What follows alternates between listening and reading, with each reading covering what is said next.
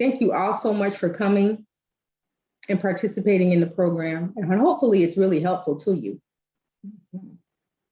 All right, so it looks like we have about 53% of folks on this webinar interested in individual taxes. So great thing is that's going to be one of the first topics we discuss. And with that being said, let's go ahead and turn the program over to our presenter, CPA Marshawn Pettis.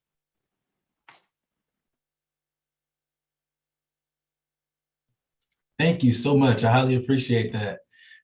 Thanks everyone for coming out. Again, I'm Marshawn Pettis. I am a CPA. I have my own accounting firm for about 7 years now. So I focus on tax planning and projections. We're not going to spend too much time on me because we got a lot of information to go into, a lot of information to go over. I just think you guys learn at least one thing out of this, and I will be happy. All right, so like she said before, the first thing we're going to go over is individual tax. We want to cover everything that's new. What's new with what came out for 2021 when you prepare your 2021 taxes. What are some things you can expect to come out for 2022? Things like that. So make sure you ask a lot of questions if you do have them. So some changes. For one, if you have student loans, there's no more punishment for student loan help, right? What does that mean? That means if you were to get your student loans forgiven this year, IRS is not going to penalize you for it. In the past, whenever you get any type of loans forgiven, it becomes taxable income, meaning that you have to pay taxes on the amount that was forgiven. Right now, they're not allowing you to do that. You don't have to pay any taxes on there, and it's expecting to go on through 2025. So we're going to keep an eye on that to see if that's going to be true. If they're going to keep that until 2025. Also, if your employer is helping you pay down some of your student loan debt, you can exclude up to $5,250 of it from your income, right? So that's helpful as well. So it's going to be a good little tax break on student loans. Also, if you are doing any itemized deductions and you have a lot of medical expenses, what they're doing is they're decreasing the amount of the floor, right? Because before it was 10%, now it's 7.5%. What that means is you can use more of your expenses or medical expenses to help you itemize your deductions, to use your itemized deduction. So if you made $100,000 as your adjusted gross income, then that means any dollar that you spend on medical expenses above $7,500 will be counted towards your itemized deductions. In the past, it had to be over $10,000, right? So that helps a lot for people that's paying a lot of unreimbursable medical expenses. There's a boost in child tax credit. This is a huge one. It's going to help a lot of people that have small dependents or any dependent under the age of 17. That child tax credit has increased up to $3,000. And another thing is it is fully refundable now. This is the first time that ever happened. So what that means is if your tax is at 0, you can get the full $3,000 for anyone under 17 but over the age of 5 as a refund, and part of your refund. If you have any dependents that's under the age 5, then that tax credit is now $3,600. Okay, there are some income limits. So if you're a single filer, you have to make less than $75,000, and then there's $112,000 per head of household. Feel free to take a picture of any of these slides if you need them. If you're a married filing jointly couple, then it's $150,000. So as long as you're making under those income limits, you'll be able to access some of this child tax credit. Now, some of you are thinking, what happened if you already got some of those credits? What happened if you took the advancement, right? If you've been taking those advancements, it's fine. What they're going to do is they're going to subtract that from that total amount. So it's not going to necessarily hurt you. However, it is your responsibility to be honest on what you got. And I would highly recommend that you wait on your letter to come from the IRS, letter 6419, or you can log into the IRS to find out the total amount that was given from July all the way to December. For some taxpayers, it was the same amount coming out, $250 per dependent. For other taxpayers, that number could have been different. So the reason why it's so important is because if you miss that number by just one digit, right? Let's say you're just $1 off when you prepare your taxes and the tax preparer do not use this form, you could trigger an automatic manual review, meaning that you could push your refund back 6 to 8 weeks. And if you know the IRS, like I know the IRS, that 6 to 8 weeks can easily turn to 6 to 8 months, right? So you want to make sure you get it right the first time. And those numbers really do matter because it's the computer that they're using all these computer stuff now, right? So when you send that stuff in, if it doesn't match, now someone has to manually look it over. And it's a lot more taxpayers than the IRS have workers. So be mindful of that. Wait on that letter 6419 or log in to get that information to your taxpayers or tax preparers. The economic impact payments. So these are your stimulus checks. If you did not get your third stimulus check, the $1,400, it was $1,400 per person. If you did not get that, you have the opportunity to ask for it on your 2021 return. However, if you did get it, then you want to make sure that you letting your tax preparer know that you did get it and let them know the correct dollar amount. IRS will issue out another letter. The letter is going to be 6475. That letter will show the exact amount that they issued out in your name for your dependents. This number also has to match what they have on file. So make sure that you're logging in on irs.gov or you're waiting on that letter before you file your taxes, because this too could push back that refund and trigger that manual review. Oh, again, if you're missing any of your first two stimulus, then you want to make sure that you ask for it on your 2020 if you have not done that yet, but you cannot do it on 2021. 2021 only is only for the third stimulus check. Taxpayer identification or verification. So what they're doing now, if you have not gotten your 2020 returns, which I had a lot of clients that came to me this year so far saying that they still have not got anything from 2020 and their stuff still is being processed, it could be that the IRS wants you to verify your identity. The IRS sent out a lot of these letters last year, 6331C. If you saw that letter, make sure that you log on and try to do it online. It's the easiest way to do it. Or, try to get in contact with them. A lot of times we look at these letters and we just set it down or we misplace the letters or whatnot. But this letter is very, very important because if you don't do it, they're not going to process your return and you're going to find yourself waiting forever to do it. And even after you do it, it's going to take them some time to actually process it.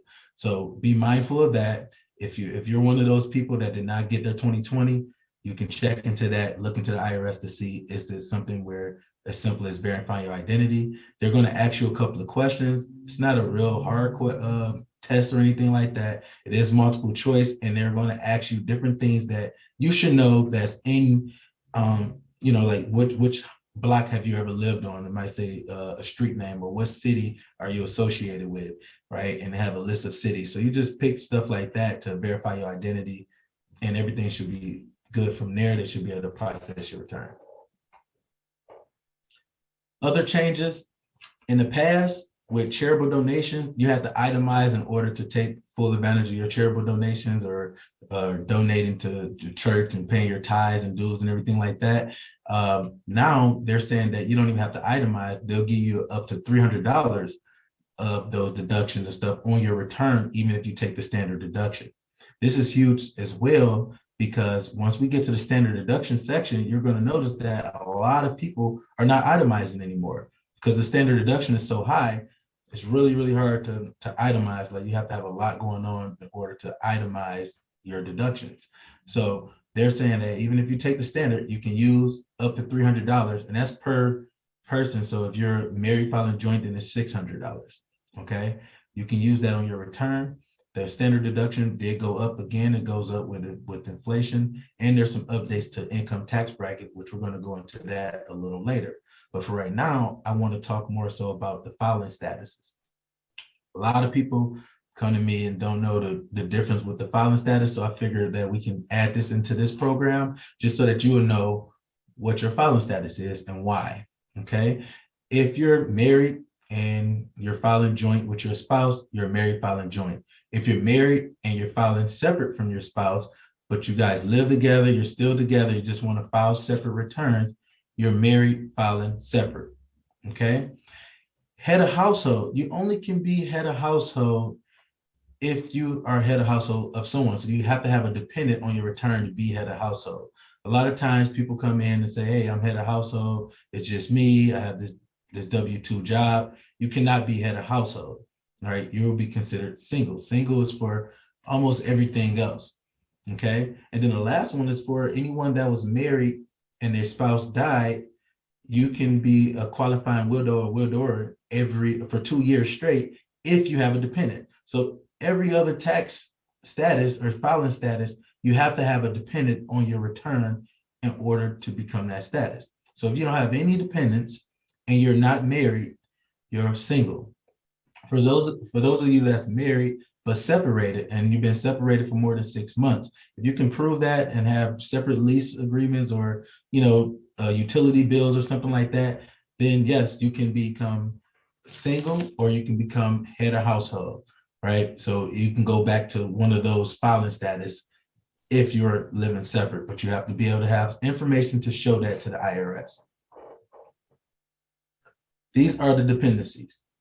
You got qualified child, or it can be a qualifying relative. Who can you claim?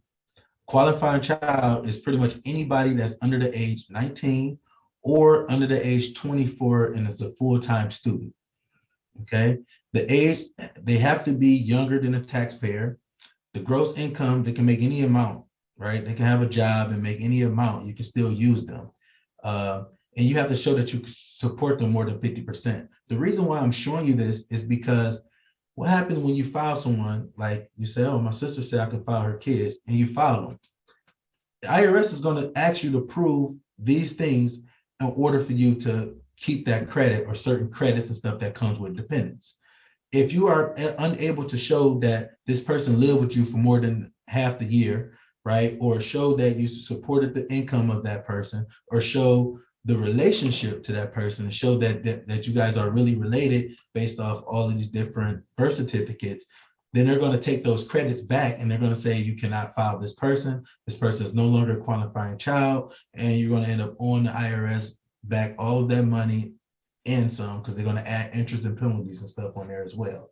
So make sure that you're able to prove this stuff, because it's the luck of the draw for the most part. They're going to handpick. It's nothing that the taxpayer did wrong or anything like that. They just randomly select a group of people and start asking for some of this information. So even if you do have this information, keep it together, put it all together, keep it on the side, just in case they ask for it. You can show it, and you want to show it all together. You do not want to send it in piece by piece, because you're dealing with the IRS, and sometimes things get lost. Sometimes not, they'll get one piece and the other piece just be somewhere else. So you want to make sure you have all these documents together. So if you ever do get audited and they want you to prove this information, you can send in a birth certificate. You can send in your school records, or showing that your dependent live with you, have the same address as you, right? Then that stuff will also show the age, right? You can see that on the age already, and then the income.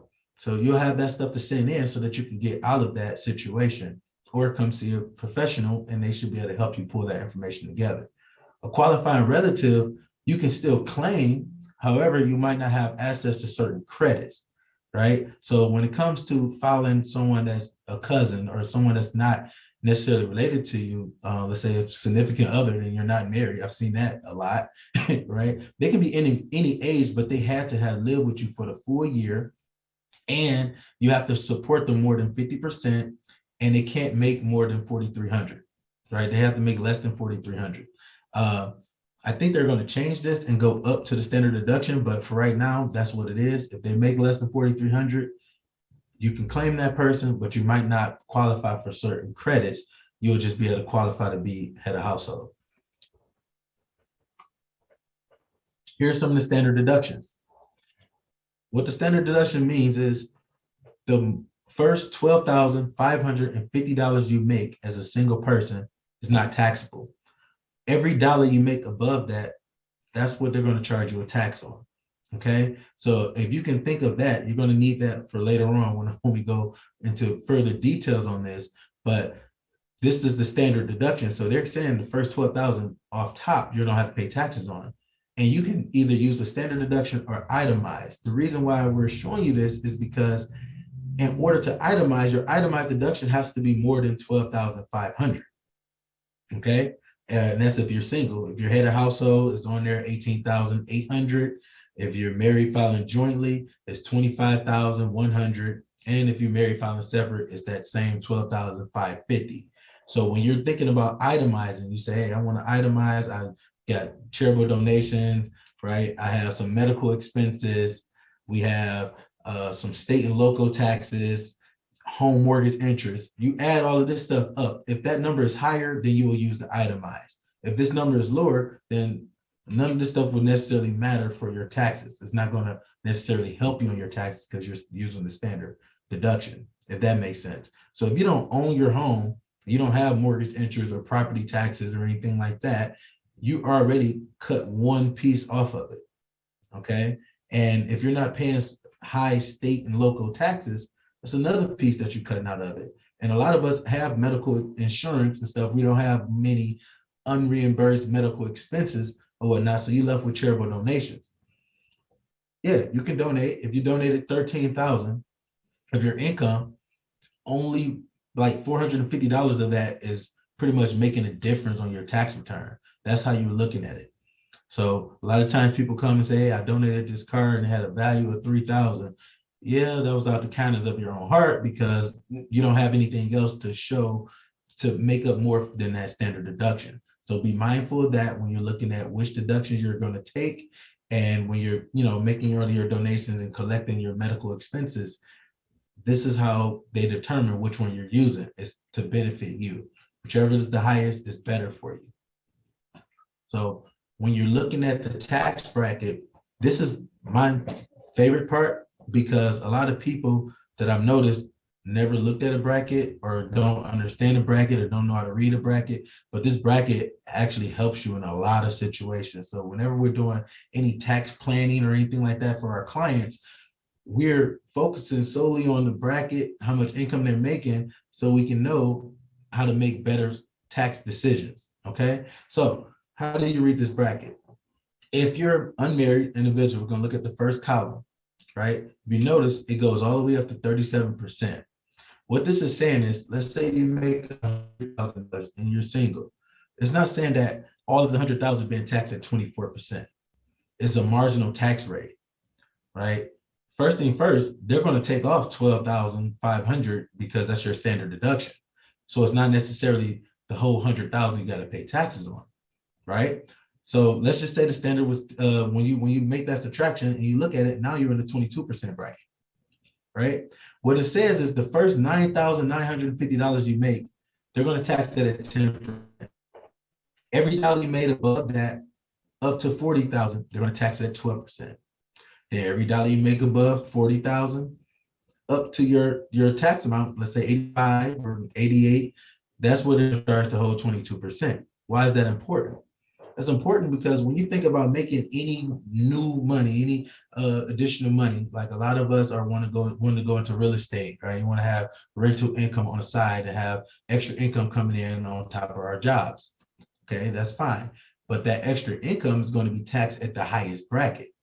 Another reason why this is important, because I have a lot of people that want to take money out of their retirement accounts and want to pull money out early, out of their 401ks or whatever the case may be. Whenever you pull that money out, you can look and see what bracket you're in already, see how much space you have left in that bracket, and you can tell how much you're gonna have to pay on that money, right? So that person that made 100,000, when they pull that money out, the full amount is gonna be taxed at 24%.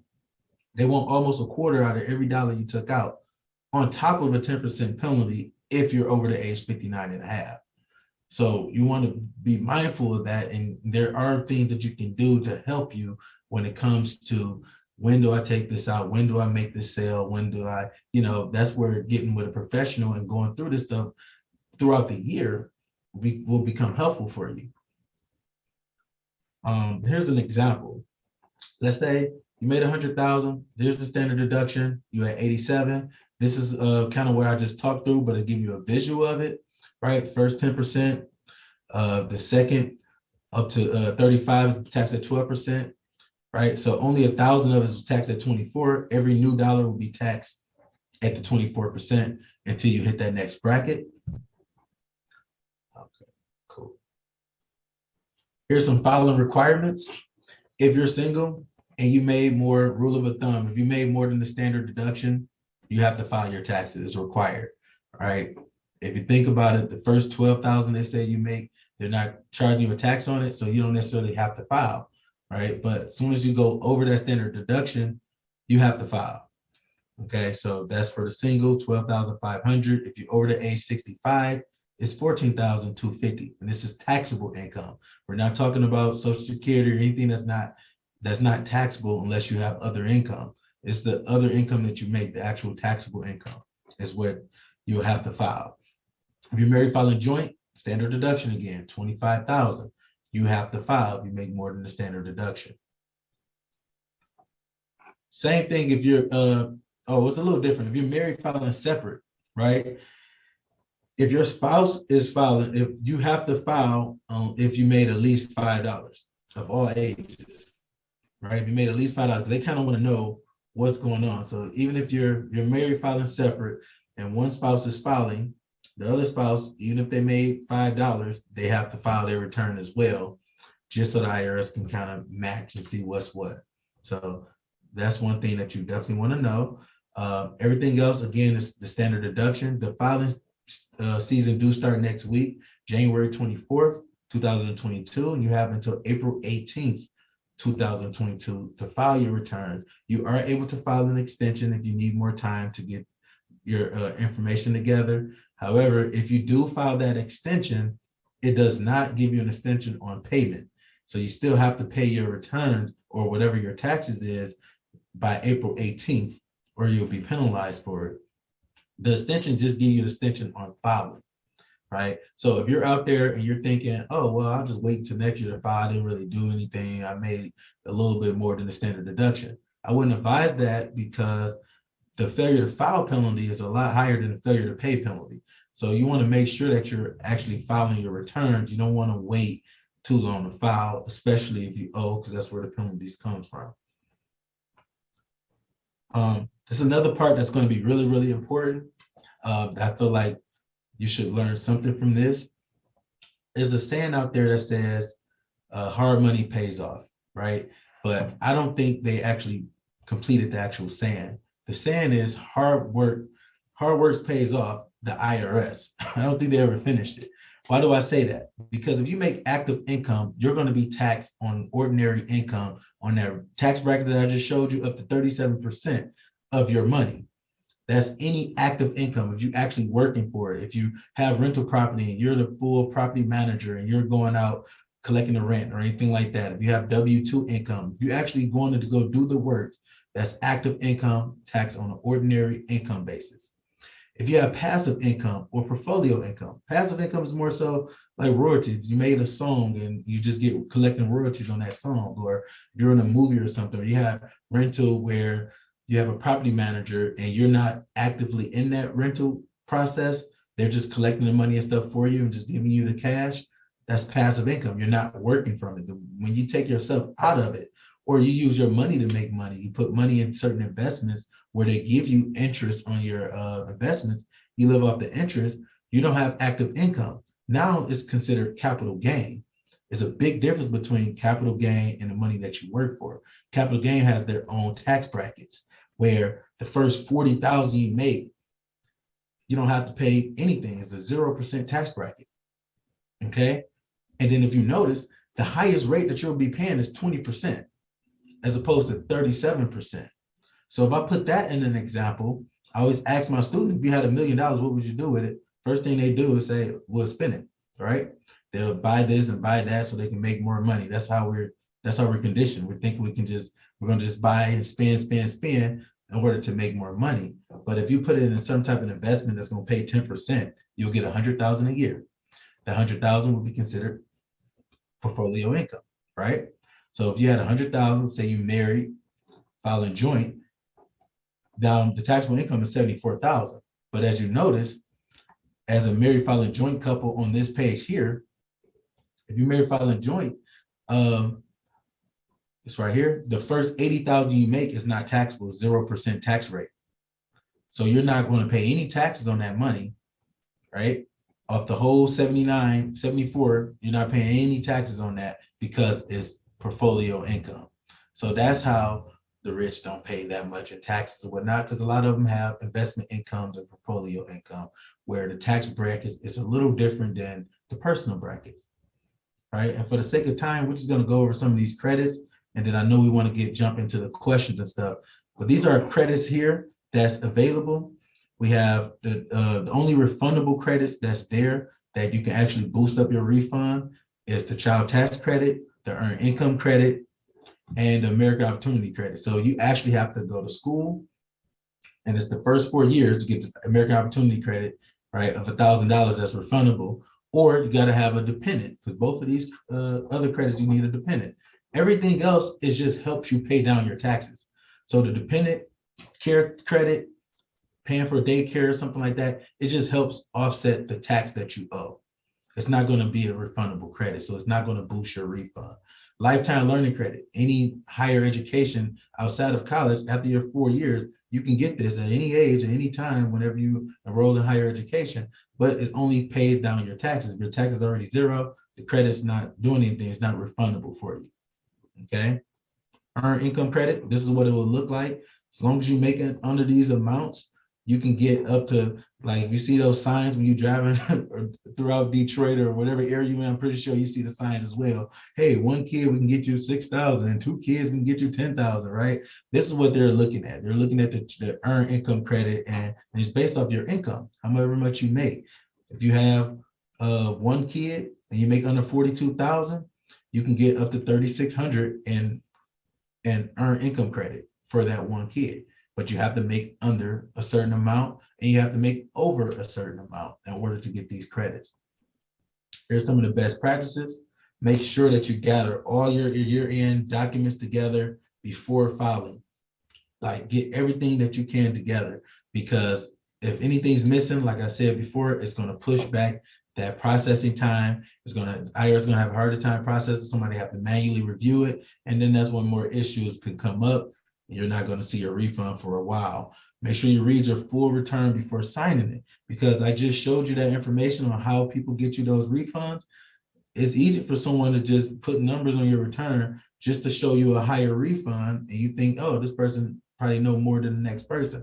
But if they're doing that and you're unaware of that, if the IRS question it or ask for some of that money back, you're going to be the one responsible for paying it back. That person probably already took their fees and stuff out of it. You got to pay that back. So make sure that you're reading a full return, you're asking a lot of questions, and you're keeping your own records of everything, because a lot of people are not going to do that for you. Even though they should, you want to make sure you keep it to protect yourself.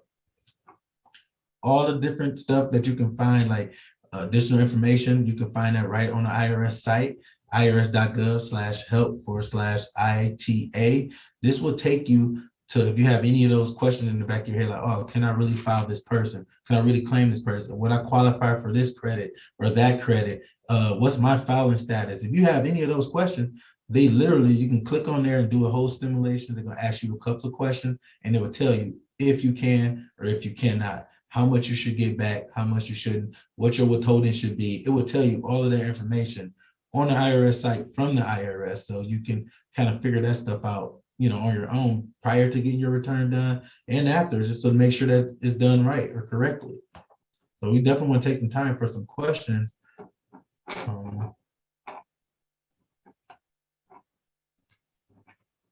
Thank you so much, Marshawn. This has been so helpful. I know we have a number of questions that we're going to go through, questions that were provided in the chat, as well as through our panelist chat as well. So the first question is, I received a notice of deficiency from the IRS for tax year 2019. I reviewed the tax return and believe I made an error and would like to send in an amended form. Marshawn, can you go over what the procedure is to file an amended form for a previous year? Yep. So in order to file an amended return, first they have to recreate the full first return that was done. So it's usually easier to go through the same person that filed it and have them do it because they already have it in their system. But a new person will have to redo the exact return and then make whatever changes that you're changing. So if you did not, if you want to take a dependent off, they'll just take the dependent off. Or if you forgot some deductions, you would just add those deductions. You'll make the changes from there. In the past, you have to literally sign it and send it in, but now the IRS is allowing you to electronically file those amended returns. The second thing you want to think about in that letter, make sure that that you are able to amend, because sometimes the IRS will make those adjustments for you. If they deny you of certain credits and stuff, they would make the adjustment and do the return for you. And they wouldn't want you to actually amend it because then it's going to create more issues. So just be careful of that. It will say it on that paperwork when you're reading through it, but just double check it to make sure before you amend it. Good question. I'll go ahead and ask another question. Is it worth going to a tax specialist to do your taxes if you are filing single and have no assets? That's also a good question. It depends. I would say it depends because there's a lot of free stuff out there like TurboTax, for example, where you just add your W-2 and you add whatever else you have on there. If that's all you have, then yeah, that's completely fine because it's super, super simple, right? And you'll be able to do it for free. However, a lot of times those free softwares, you have to pay for them to find certain things that is out there that you are able to get, right? So like that charitable donation that I mentioned for $300, they probably wouldn't add that on there until you pay for an upgraded thing to say we'll show you more deductions and more credits. You know what I mean? So some of the stuff you could be missing out on. That's the only reason of going through more so a professional than doing it yourself, unless you're going to actually read up on it and find out which credits and stuff that is available for you. Another question, how do you handle filing taxes with teens, age 16 to 19 often, who work and earn taxable income? Should they file their own return or should the parents claim their income?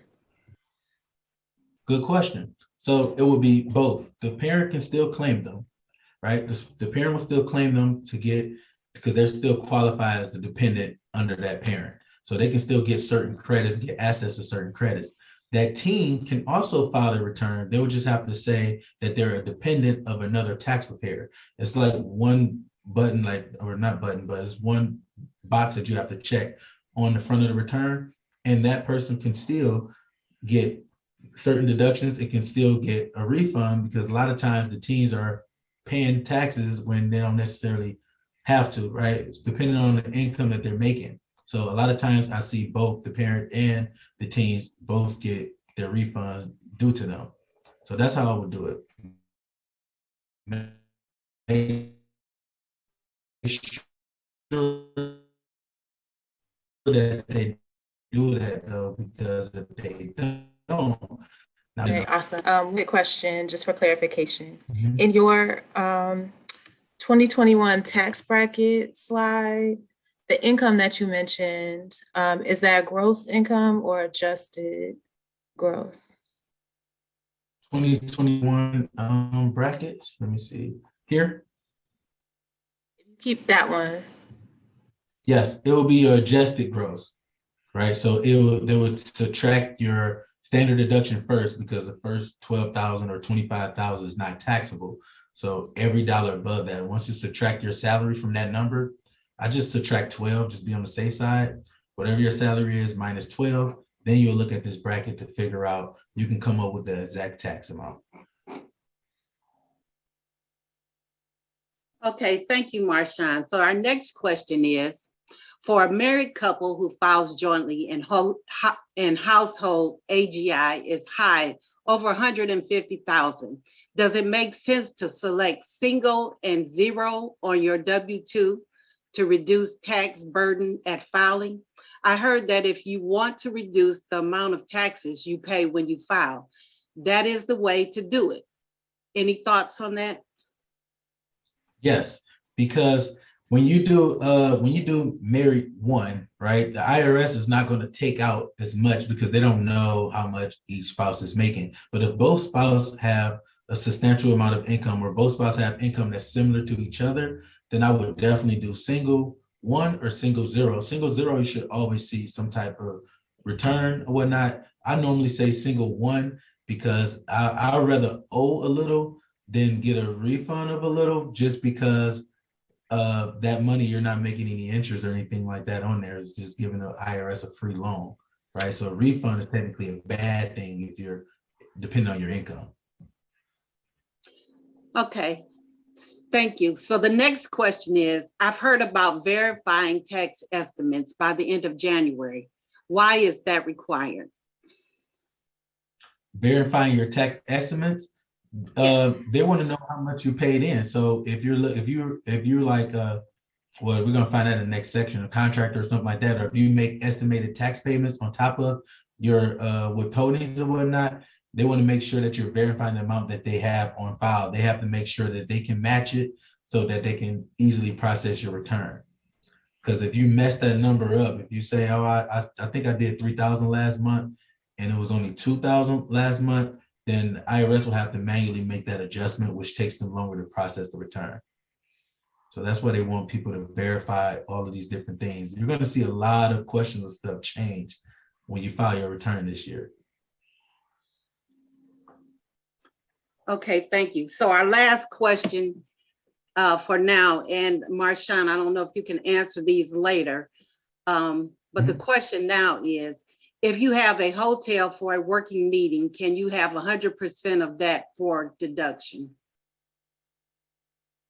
Yeah, if it's for working, yes, 100% of it is a deduction.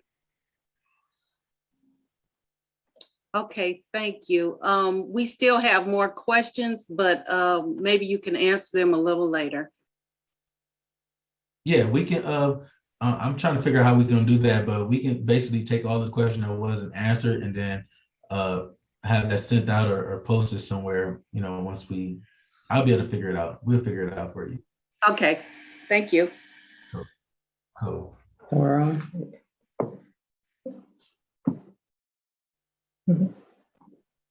Oh, I'm sorry. Okay, thank you so much for all the questions and answers that you have. We are putting Marshawn's information in the chat box so you can get his email address and ask any particular questions that you may have that we did not answer. Also, at this point in time, we're done with the individual tax session portion of the webinar, and now we're going to go into the business portion. You are more than welcome to stay and listen to the presentation, but at this time, we will be going into the next portion of the presentation. Thank you. Thank you. So if you're sticking around, if you ever thought about owning your own business, you want to start a business, definitely stick around because it's going to be a lot of information in this as well. If you have your business already, I'm happy that you're here because I got a lot of information for you. All right, so business is my favorite part. What's new? Right now, as you all probably heard by now with social media and the information getting around really, really fast, the changes with PayPal and Venmo and Cash App and any other third-party apps, right? They're going to start submitting a form 1099-K. What is that? That's similar to if you have a company where you do credit card transaction, you're probably familiar with this form already, right? So all it does is reports to the IRS all of the transactions and stuff that's coming in and out of your account. And these are for business accounts. So when you set up your Cash App and you set it up as a business account, they're going to force Cash App to send this to the IRS so that you can report the correct amount of income that came in and out of Cash App. Now, we do know, IRS knows this too. They know that sometimes some of the transactions in Cash Apps are not necessarily income.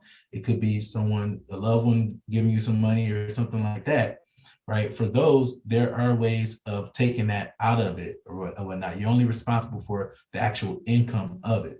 This is only to show the IRS the transactions and stuff that happen over $600. Okay, so be mindful of that.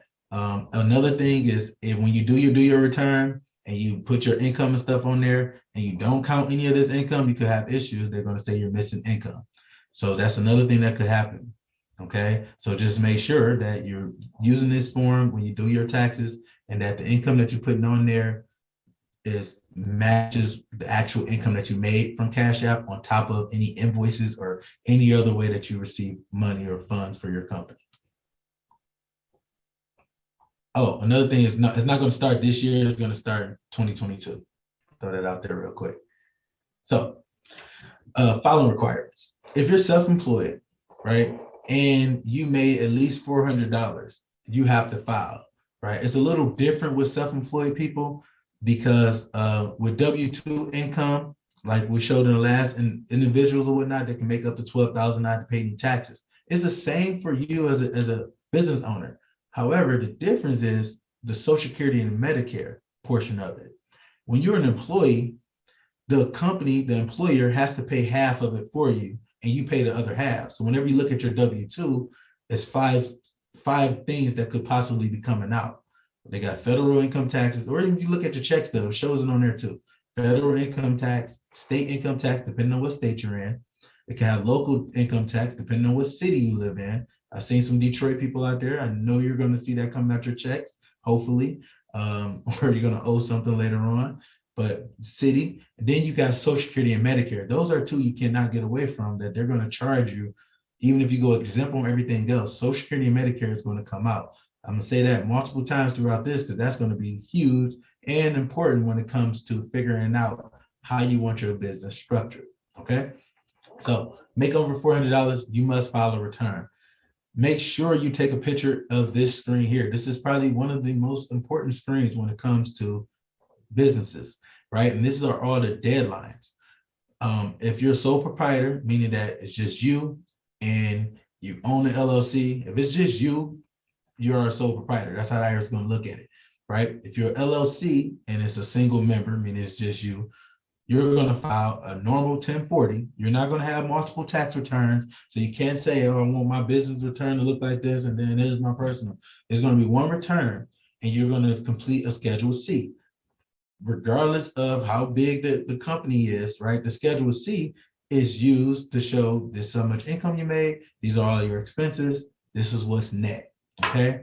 It's going to show on that Schedule C. Is the same as someone that just goes door to door, knocking on the door and say, hey, I'll cut your grass, give me $20. That's a business transaction, okay?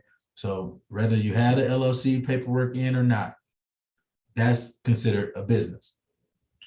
If you are an LLC and you say, okay, well, it's me and my brother and my sister, and we're going to go into business together, we got a family business, or me and my best friend. Now you just made that a multi-member LLC. How would the IRS know? When you file for your EIN, it asks you a question of how many owners. If you put more than one owner, this is very, very, very important. If you put more than one on that EIN document when you requested an EIN, in the middle of the page, it's going to say you must file a Form 1065 by March 15th of whatever year, the following year when you filed for that EIN. The reason why I'm putting so much emphasis on that, because if you do not file that form, it's called a partnership tax return. If you do not file that form, you're going to get hit with a penalty. And that penalty is crazy. It's $210 per person per month. So don't worry, you get to see that on the next slide. I'm going to show you that in a minute. S Corp has the same deadline. It has to be done by March 15th. Even if you're the only owner, but you can switch your business to an S Corp, you have to have your return done by March 15th. These returns has to be in before you do your 1040.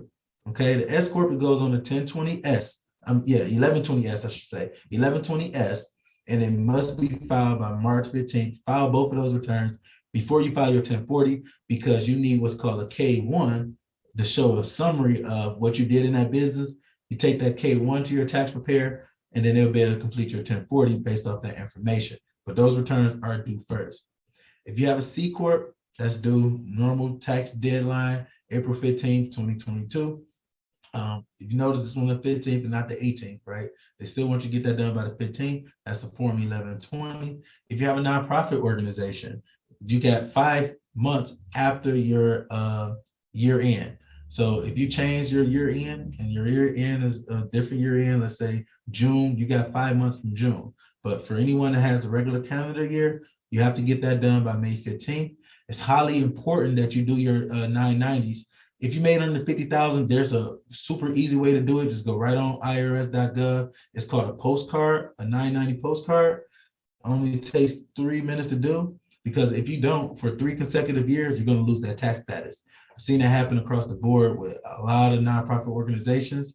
They will come to try to get their returns done because they finally got grants and stuff like that. But if you don't file within 3 years, IRS is going to automatically revoke that status, and you could end up having to pay some of those grants back. So it's highly important that you get those returns done for nonprofits.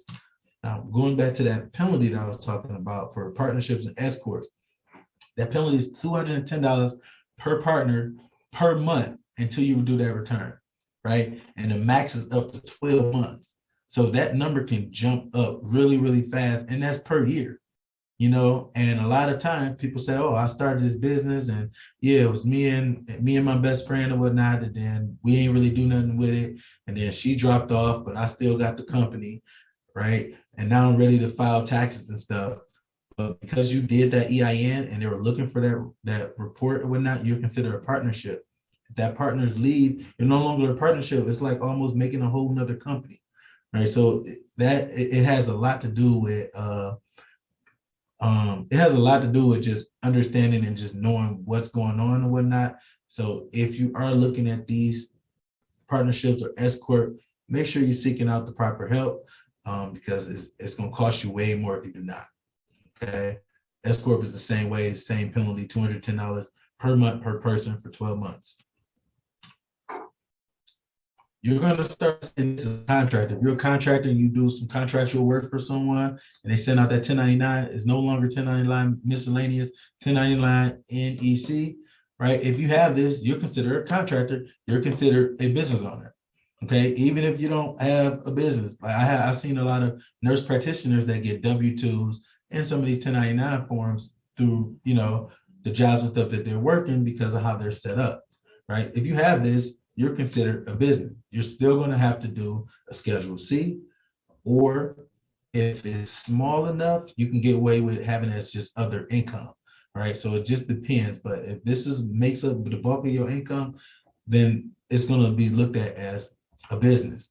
Why do I say that? Because whenever you do a Schedule C, or you're just an LLC sole proprietor, this is what it's going to look like. It's flow through taxation, meaning that everything that happens in the business, it goes to your income tax. It's you. So if you made 100,000, you spent 50,000 to make it, you got 50,000 left over. That's all your income as the individual. You have to pay that tax based off the individual tax brackets. Okay, it's not no separate tax brackets. It's on the individual tax bracket. On top of that, IRS is going to look at you as the employer and the employee. Right? As I said before, the employer has to pay half of the employee's Social Security and Medicare. If you're both people, you got to pay the full 15.3%. All right, that's on top of the income tax. So, and as an LLC member, you're not paying yourself, you're just taking distributions.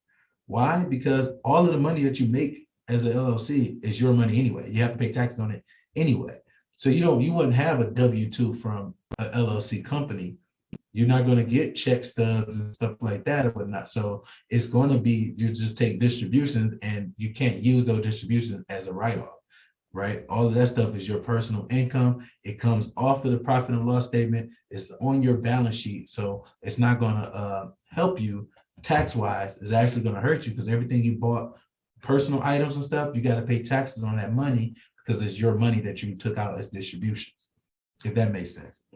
But cool thing about LLCs, because if you notice my company, you saw that name is an LLC, right? Cool part is it's flexible. You can elect to be taxed as an S corp. You can add more people and be taxed as a partnership. You can change to be taxed to a C corp if you wanted to. Like you can actually make the election to switch how you want to be taxed. And depending on how much money you make, you might want to make that selection. Here's a 1040, 2021 1040. Just to show example, might be kind of hard to see, but what it shows is you made 100,000. This is net after all your expenses. After all your expenses, you got $100,000. I just want to show you the difference between LLC and then a different one like an S corp, right? After 100,000, if you notice what's in highlighted yellow, that's $7,000. That's the employee side of the Social Security Medicare that you paid for. So it is a deduction, but a deduction before the taxes. So it's not going to help you as much as it could, right? So let's just narrow this down, make it simple as possible, right? After we subtract all your deduction, taxable income is around $64,000. Tax on 64,000 is 9,900. So that's how much you got to pay off that 100,000 in income tax, 9,900, 9,900. However, IRS said, well, for the employee and the employer, you have to pay self-employment tax, Social Security, Medicare, 15.3%, right? Which is 14,000 is what they're saying you have to pay in Social Security and Medicare, on top of that 9,000 that you already owe in income tax. So now you owe $24,000 as an LLC. Just doing regular calculations off 100,000, LLCs pay the most in taxes. They pay the most in taxes because of the self-employment tax. Depending on the income, like if you make 100,000, you're going to pay more than someone that made 100,000 as a W-2 employee. You pay more in taxes because of that fact right there, right? So that's $24,000 as an LLC owner off $100,000. That's 24 cents out of every dollar you made. Okay. Yeah, you do get write-offs or not, right? So the write-offs is your operating expenses, anything that you had to spend money on to make that money. Okay, that's what's considered a write-off. The IRS said if you can explain it and it makes sense to us, we'll consider it as a write-off. They're going to change some of the questions that they ask you when you get your taxes done, because IRS want to know, what are you really doing? What type of services are you providing? What sales and what type of products are you selling? How much are you charging for it? Approximately how many clients do you have, right? They're going to ask you all of those questions when you file your return this year. And so someone else can look at it and say, okay, they say they made this much, you know what I mean? But the number's not adding up. So it has to make sense. You want to make sure that you got this information down pat. There's free accounting software that you can use to help you. One called Wave, which I'll have that added to the chat. Wave Apps, WAVEAPPS.com. Completely free. I love doing it for my real estate, but you can link your business account to it. It'll pull all the transactions and you can literally categorize what's what. It'll get your profit and loss statement, your balance sheet, cash flow, just like QuickBooks, but free, right? So you can utilize that just so you can start doing this. Business meals, you are able to still deduct business meals and your business use of home. So if you're doing anything in your office, if you're on a Zoom and doing whatever from home, you're able to write off a portion of your home expenses. The way it works is they'll take the square footage of the room. It's all approximately too, because you don't have to go in there with a measuring tape trying to figure out what's what, right? But let's say it's 300 square feet. Then you take the total square footage of the home.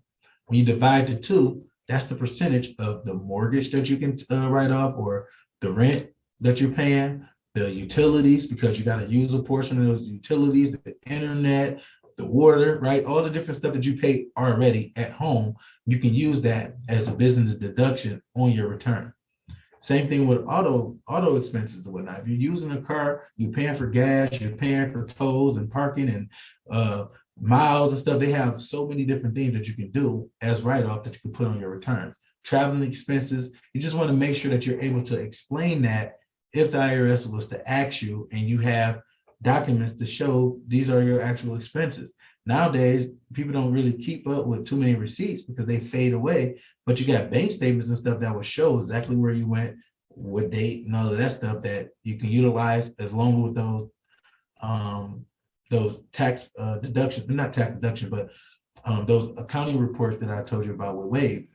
You can show your whole financial statements and stuff, and can kind of get through the audit that way as well. Another big one is this Section 179 deduction, right? Because a lot of times people say, oh, I bought this car, or I bought this truck.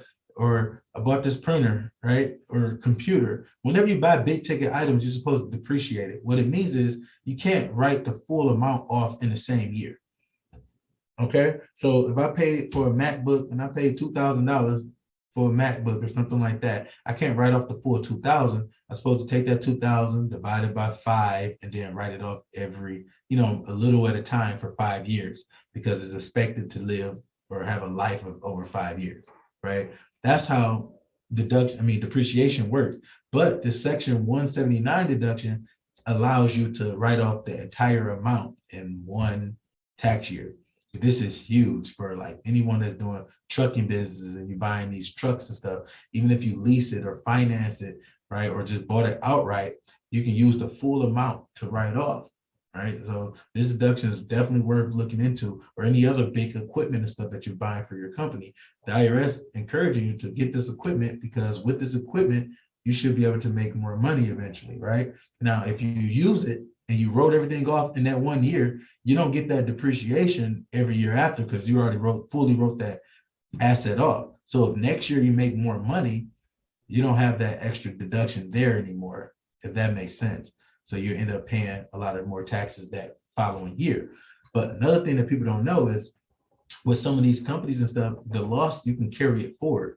So if you had a whole lot of deductions, or you just started off and you got a lot of expenses and you wasn't able to use all of your expenses, you can carry it forward and use it on a future return to offset some of the income that you're making in the future return.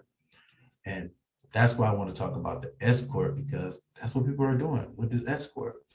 S corp is a full entity, right? It stands for a small corporation. It's still a corporation, but you don't have to pay corporate tax. Okay, so it's like the best of both worlds, depending on how you use it. Still a flow through entity, meaning that all the income is still being taxed on an individual basis, on that individual tax bracket that we went over earlier. All the stuff is still being taxed on there. You're not subject to 15.3% on the earnings that the business made. Okay, you're only subject to that 15.3% on the amount that you're paying yourself as a W-2 employee. So as an S corp, you're owners and you pay yourself a reasonable salary. So that's how my company is set up as right now. Pettis LLC, but I'm taxed as an S corp. I get checks every 2 weeks, just like a regular job every 2 weeks. And I get a W-2 at the end of the year. I take my W-2, I go file my taxes. It has Pettis LLC, I sign my own checks. You can do the exact same thing with an S corp. I love it because it's easier when you're trying to go get funding and stuff. I know a lot of you probably had a hard time trying to get funding, and they want to know all this information and want you to prove all this stuff and get all this stuff verified, right? It's really hard when you're self-employed and separate bank account, but they want to look at your 1040 and they're saying that your 1040, you don't make enough because you use all those deductions and all those expenses and all those write-offs. Now you don't make enough to get this house you want. Now you don't make enough to get this car. But as an S corp, I just got my wife a truck not too long ago. We went and I didn't have to show anything for the most part. I got my check stubs, you know what I mean? My W-2 here, and we can get approved, right? It's a faster process, right? So aspect, what do it look like in real life? So if you made 100,000, let's say you paid yourself a reasonable salary of $50,000. Say half of it used as a salary, and at 50,000, it goes on line 1 as wages, where W-2 came from, right? That same 50,000, I can write that off in my company when I do my S corp return, the 1120S. The 1120S, I can write the whole 50,000 off as a. So everything left over in that company will be the 50,000 I paid myself plus that Social Security and Medicare that I paid myself on that 50,000, right? So if you notice, it's 46,000 on the business side of things. Okay, so let's go all the way down just so we can make it more simple. After all your deductions, standard deductions, and all those deductions come out, 73,000 is now your taxable income. If you notice, in the LLC, the taxable income is like 64,000, so it's lower. But in S corp, the taxable income is higher, right? So yes, you are going to pay higher taxes in a lot of cases. So income tax is not 9,000, 9,900, almost $12,000. Well, why would I do that? Here's why. Because that 46,000 that we put on here, you didn't have to pay any self-employment taxes on that. Okay, so there's no extra 14,000 when it comes to doing an S corp. You only pay Social Security and Medicare on the wages that you paid yourself, right? And you tell yourself how much you're going to make as a reasonable salary, if that makes sense. So instead of paying 24,000 in taxes off 100,000, we made the exact same 100,000. We just categorized it differently. We did one extra tax return and saved $12,000. Return, right? All you did was make one switch, and you can make that switch before March 15th for 2022 if you make an income. I wouldn't advise it if you're already at a loss and you're not making income in your business. Why? Because it's added cost to this, right? The added cost will be you got to run payroll. That's going to cost. The payroll software is going to cost. The export tax return is going to cost a lot more than a 1040. It's a lot more that you have to do with it. You have to keep track of your income and your expenses because there's deadlines on filing these returns. So it's really important to make sure that you have your accounting stuff together. So there's a lot of added stuff that you got to make sure is together. But is it worth the amount that you're saving? That's what you have to ask yourself. Is it worth, paying a little extra to get all this stuff done to save all of this money? But that's one thing that you do want to be mindful of, and this is why people do it, because it saves a lot just for being a different entity. Whole lot of headache. Not only that, S Corp gives you way more other opportunities that you can do, right? So we got a work opportunity tax credit. So if you wanted to hire anyone with a disability or that's a veteran and stuff, they give you extra tax credits and tax benefits and stuff for that. It's $1,200 to $9,600, depending on how long they're working and the type of disability or they're some type of veteran or anything like that, right? But you get work opportunity tax credit. You also get to hire your children, right? I don't know if you heard of this or not before, but why would you hire your kids? It could be anybody under 18 or over 18. It doesn't necessarily matter. You're hiring them because 9 out of 10, your kids in the lower tax bracket than you. Okay. Second thing, IRS already say the first 12,000 you made, right? It says 12,500, but we just cut it all the way down. First 12,000 you make is not taxable.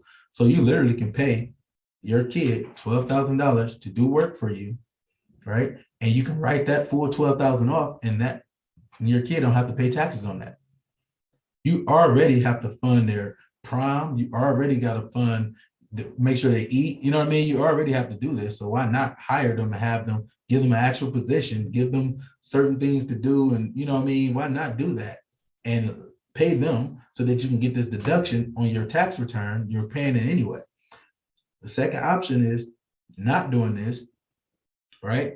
Working, making the money, and then still giving them that money that you got to give them anyway, and you're not being able to take it as a deduction. So that is one thing that you can do. You have to be very strategic with it. So definitely be careful and make sure you're reading everything about it or contacting a professional to help you make sure you do it the right way and have everything you need in case the IRS asks for it, but it is legal to do.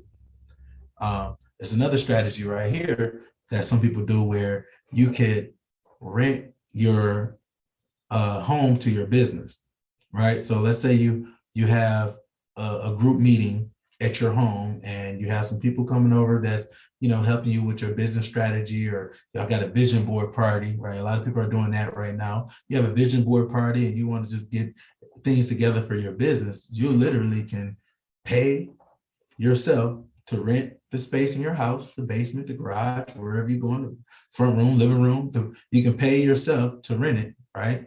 You don't have to pay rental income on there, and you can write it off as a deduction. Okay, so that's how you can give more income to yourself without having to pay taxes on it or count it as taxable income to you. So there's another unique strategy that you definitely want to look into. Just make sure that you're doing things correctly and that you're not doing it for more than 14 consecutive days or whatnot. So you got to be less than 14 days of doing this throughout the year. We got different retirement strategies. So a lot of things that I do, IRS allows you to put up to a certain amount into certain retirement accounts, right? But as self-employed people or as any person that's trying to build their business and stuff like that, they're giving you better benefits, right? You can open up what's called a SEP IRA, like a self-employed pension plan, where you can do up to 25% of your W-2 into a retirement account. Why would you want to do that? If your business is making a lot of money and you just don't want to pay all this taxes on there by looking at that tax bracket. Remember I said before, if you already know what bracket you're in, every new dollar you're going to pay on that higher bracket, right? So you can actually use this strategy to lower your tax bracket. Like if you don't need the income right now, if you're not really trying to expand or buy more things right away, instead of just spending it on random equipment and stuff, trying to get your tax liability down, you can just put it up for later, put it into this account. Except IRA is pre-taxes, work like a 401k almost, right? Where it's a retirement account, you can put it up and you can start taking it out later, like rolling it over to like a Roth. There's so many different strategies you can do once you do that, right? When you're at a lower bracket and stuff, you can start rolling it over to a Roth, but they do allow you to do up to 58,000 when it comes to a SEP. No other retirement account is allowing this. I think it's 18,000 or something like that, or 19,000. Don't quote me on that, but I think it's around that amount for 401ks, 6,000 for IRAs. So this one is giving you the most, and it's something that you can do after December 31st. The problem is people don't think about tax time until January, right? Until now. That's when you start thinking about tax. But tax starts January 1st and ends December 31st. It's not that many things you can do after December 31st, but this is one of them that you can, where you can still make your contributions to certain retirement accounts before April 15th and count it towards 2021. So to lower your tax bracket. So this is something that you can still look into or do. We're gonna go into the question section again, see if we have any questions. Hi, Marshawn. Thanks again for this great input. We do have a couple of questions. One is, if you have a personal Cash App that you don't use for your business, how should you approach reporting any Cash App transactions? For example, if your aunt sends you money for a Christmas gift. Yep. So if it's a personal Cash App, the Cash App is not required to send that to the IRS or whatnot. So if you're using your personal Cash App for business transactions, what you can do is, most people would link it to their business account, right? Where it will show the money's coming in and whatnot. And you can when you use your accounting software, you can categorize it as income. That's another reason why I like the softwares, because you can literally say, oh, this was personal and this is income, and it will separate it for you so that when you're ready to do your taxes, you'll just have your profit and loss just for the business and everything else on the other side. And it's the same as if you ever get audited, you'll be able to use those same things, show the list of transactions and give that to the auditor, and then they'll be able to match it up from there. So you can still use it. The Cash App will not send it to the IRS if it's a personal account. They're only doing business accounts right now. Okay, so our next question is, for how many years can you claim a loss for a LLC? With COVID as an LLC, I haven't had any clients.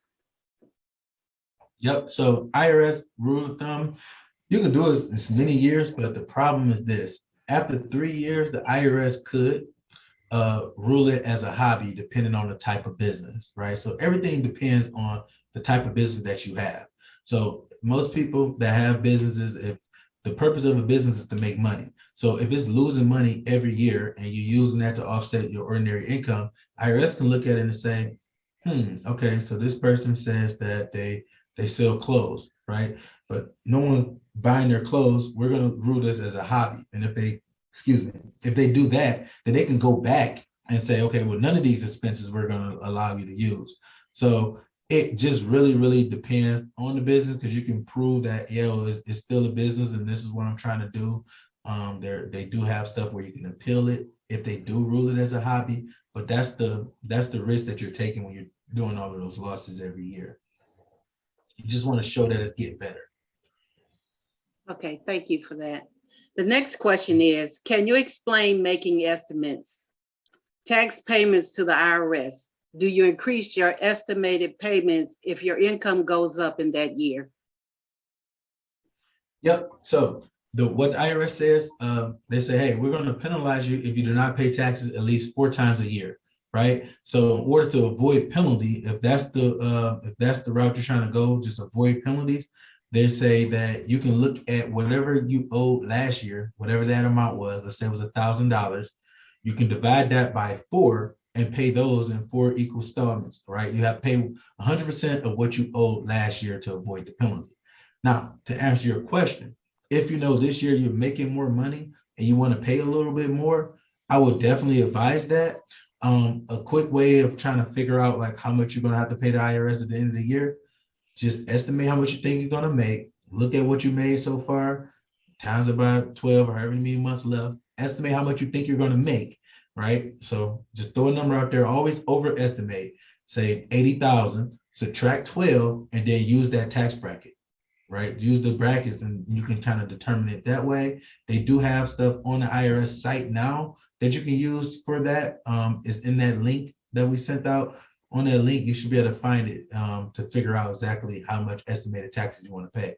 9 out of 10 is never going to be 100% accurate. You're either going to overpay or underpay. Okay, thank you. The next question is, what if you have expenses for a new company, but you have not made any money that year? How can you get back what you spent? So the IRS has it's called startup losses, whatnot. So when you're starting up and you buying everything for that business, when they say getting money back, that's not necessarily a real term. What you're getting back is you have to pay in, right? So a lot of times people that have jobs, W-2 income, right, and they're using some of their money from their job to fund their business. They already been paying in taxes throughout their on their W-2s, their company taking out taxes already. So when they start putting all those expenses on there and they say, oh, wow, I just got $15,000, $20,000 refund because you're getting your own money back of what you overpaid. A refund is just anything that you overpaid.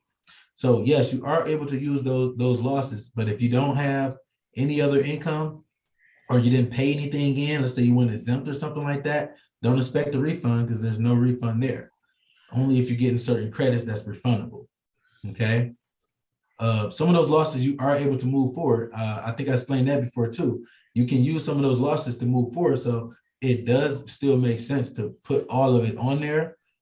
So when you start making more money, you'll have less expenses, but they'll use some of that fallback expense to help alter the tax in that next year or the next 2 or 3 years. It'll help you moving forward.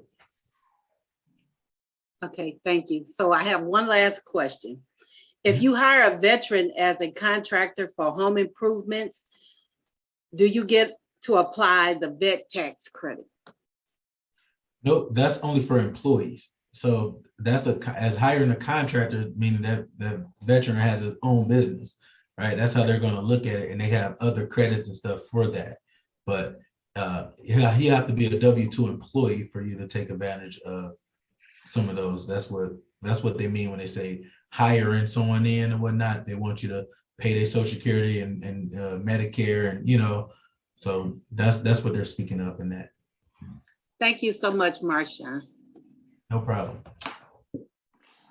Yes, thank you, Marshawn. You put on an excellent presentation.